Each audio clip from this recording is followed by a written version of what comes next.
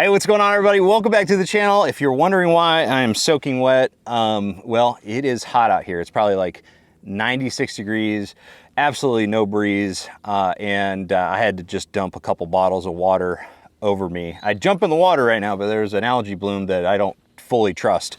But anyways, today on this video, I wanted to show you guys some of the ways that I like to, or some of the hooks that I like to use with my Wacky rig. So these are three different options for hooks for Wacky rigs that I think are absolute must-haves and work in a very wide variety of situations. And the first one we're going to start with is going to be the very basic one, the one that I use the majority of the time if I'm fishing, especially around very isolated and sparse cover.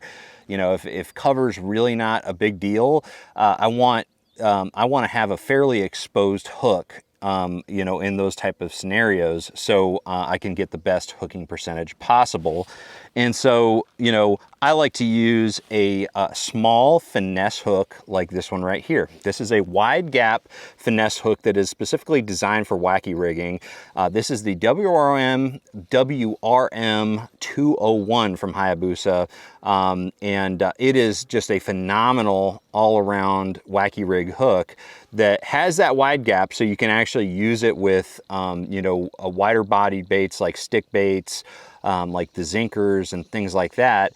And you can also use it with real thin bodied baits as well. But it is a really, really good one. You can either fish it like the traditional, rig it the traditional way, where you rig it through the actual plastic, through the worm, like that. Or you can use some type of Wacky rig tool that allows you to put an O-ring or collar on the bait to extend the life of it and to not lose as many baits. But that is the basic Wacky rig hook that I really like to use the majority of the time. I really like a medium wire Wacky rig hook 90% of the time, and that's why I like the 201. It's got the perfect wire size to where I can really horse fish out of cover, but it's got a thin enough diameter wire that it really allows me to get a good hook set on light line. All right, so that is the first one.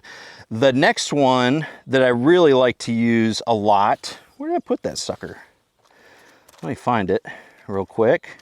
So the next hook that I really like is one that is really good once you start seeing more cover. When you start fishing around more cover, especially, one thing that comes to mind is like when you're fishing docks with a Wacky rig is absolute dynamite around docks, especially during the spring. But a lot of docks have cross braces on them, you know, and skipping under docks with cross braces with an exposed hook is a recipe for frustration for both you and the dock owner. So I like to use a hook that has a little bit of a brush guard on it. Now, there's a lot of different types of brush guards on the market that you can choose from.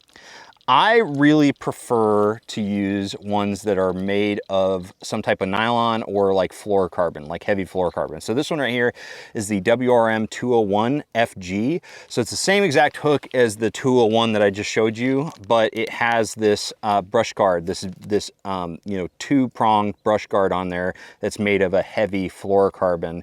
I like this better than the metal brush guard versions out there, because usually you have like these little pieces of steel wire that are in the same orientation. They work good, they're efficient, but I honestly feel like they're so thin that I poke myself with these when I'm rigging them. It's got to poke the fish, and I have a worse hooking percentage with ones that are made with wire, and I really think it's because it literally will stab those fish in the roof of the mouth when they eat it, and they may be more apprehensive about, you know, really chomping it down. But the fluorocarbon ones don't do that. You know, might tickle a little bit, but that's about it. And I have a great hook percentage, and it's also fairly weedless. You just have to be very ginger with it, okay? So like if you cast over a cross brace or a limb or whatever you're fishing around, you know, when you pull it, be very gentle. Just pull it very lightly, and it should come over it very well. One thing that I will say, an additional way to increase your weedlessness when fishing a Wacky rig with this hook specifically, is to rig it so the hook is perpendicular, or not perpendicular, the opposite of that, parallel with the bait. So it's like this instead of like this, okay?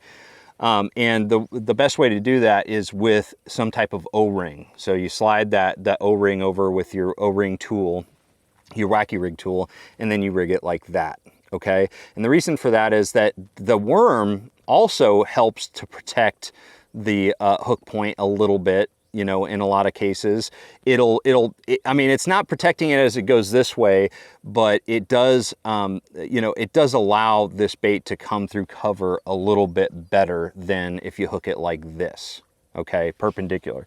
So that's just another little nugget of how to get more out of a weedless setup. But another hook that really is only well suited unless you get like a really big version of it. Another hook that I really like to use is this one right here. I've got a bunch of them here. This is the WRM 202. Okay, this is a weedless Wacky rig hook that essentially allows you to Texas rig, sort of, your bait in a Wacky rig fashion. And it essentially goes like this. You have to have a worm that really isn't too thick. Okay, that's really important, because if it's too thick, you're just not going to have enough gap to be able to get a good hook set. But essentially what you're going to do is you're going to take this hook, you're going to go, you know, pretty much towards the back of the collar here, closer to the tail, and you're going to go through and you're going to pull that through. There's that little fluorocarbon collar there. That's going to be underneath. Okay, it's kind of hard to do without it being rigged on a line. But, and then you're just going to dig the hook point into the plastic, and there you go. The line, it comes out right here, and you've got a Wacky rig, but it's completely weedless. And this is my favorite hook for if I'm fishing finesse worms, thinner bodied Wacky rig worms. This is the hook that I like to use because it is so deadly around cover. You can fish it around any density of cover and be efficient with it. Very, very good, you know, overall Wacky rig presentation, but I rarely will use it with like something like a stick bait because it's too, those type of baits are too big. But again, you can get a bigger size, you know, 202, and it'll work really good with stick baits too. It's just, I tend to kind of just lean towards the 201s and the 201 FG. So anyways, guys, just wanted to show you the 3 hooks that I use on my Wacky rig. I really think that these are hooks that you really need to look into. My favorite sizes are generally 1/0, 2/0, depending on which design I'm using and what type of worm I'm using.